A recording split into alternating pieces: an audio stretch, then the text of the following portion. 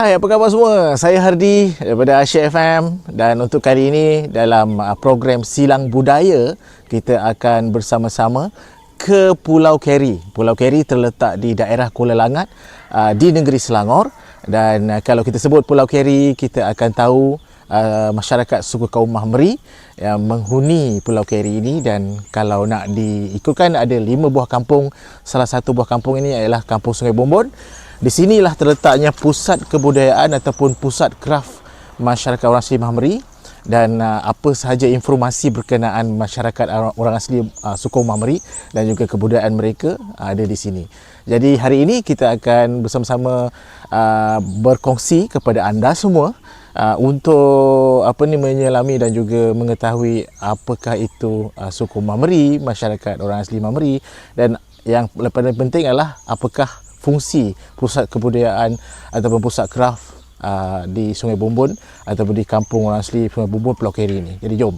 Kita sekarang berada di pusat kebudayaan dan juga kraf masyarakat orang asli suku kaum Mahmeri di kampung orang asli Sungai Bumbun di Kuala Langat, Selangor. Lokasinya berada di Pulau Keri, dalam Pulau Keri. Untuk pengetahuan anda semua, Pulau Keri ini kebanyakannya dihuni oleh masyarakat orang asli suku Mahmeri. Uniknya masyarakat orang asli suku Mahmeri ini mereka hanya berada di pesisir pantai negeri Selangor, sepanjang negeri Selangor, termasuklah Pulau Keri, sedikit di Pulau Ketam, Pulau Indah, Pulau Lumut yang dahulu lebih dikenali dan sampailah ke mengunjur sehingga ke Bagan Lalang Sepang Selangor ya.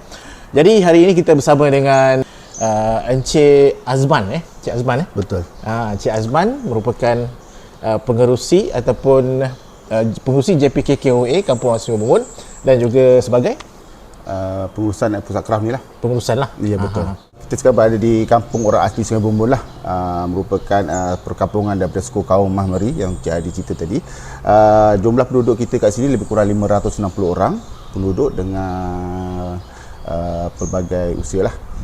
Jadi pendapatan ataupun pendapatan utama lah bagi masyarakat di sini adalah pertanian lah, perkebun kecil, kelapa sawit dan juga pengusaha kraftangan dan pelancongan. Itu salah satu jugalah semua ekonomi masyarakat sini lah.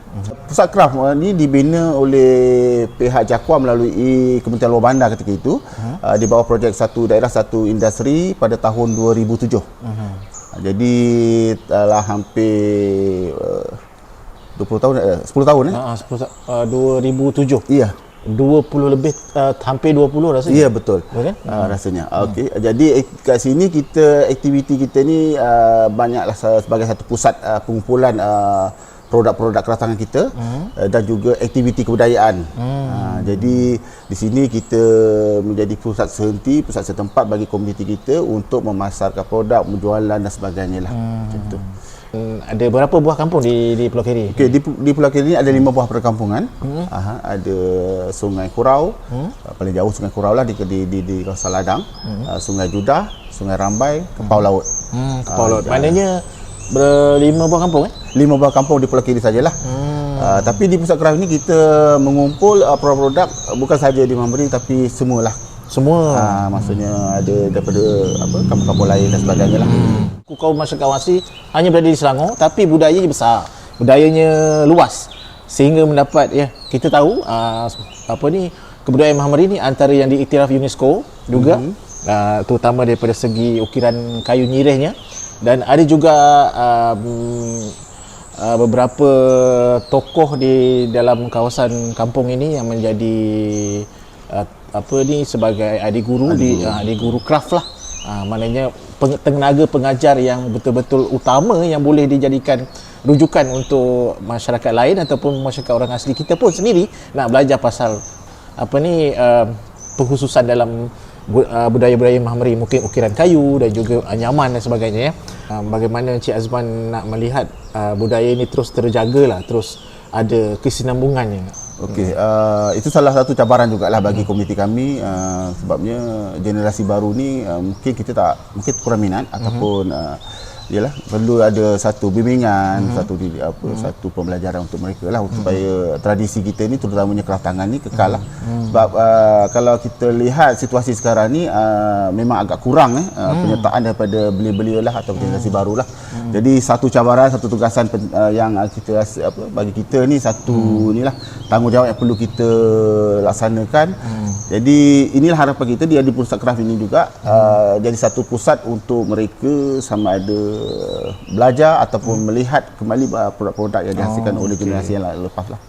Kita juga ada menawarkan jugalah pakej-pakej kepada pelancong lah, aktiviti kebudayaan, dan memang ada sambutan daripada kalangan korporat dan juga agensi kerajaan dan juga pelancong-pelancong luar negara. Kita pun ada bekerjasama juga dengan agensi pelancongan.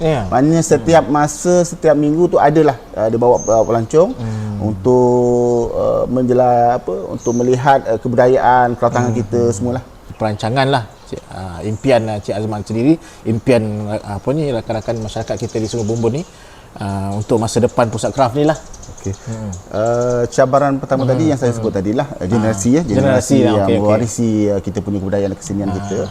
Sekarang ni banyak pembangunan sama ada pertanian, komersial dan sebagainya lah. Jadi sedikit sebanyak mengganggu. Lagi-lagi ada sekarang ni ada cadangan untuk buat pelabuhan dan sebagainya lah. Satu orang kata cabaran jugalah bagi kita lah supaya untuk kita kekalkan kita punya kebudayaan dan warisan kita lah. Untuk harapan saya lah agar kebudayaan kita ni terus kekal lah, kebudayaan keratangan dan sebagainya lah. Satu tanggungjawab yang besar bagi kita lah, bagi kami untuk mempertahankan supaya masih kekal relevan untuk semualah.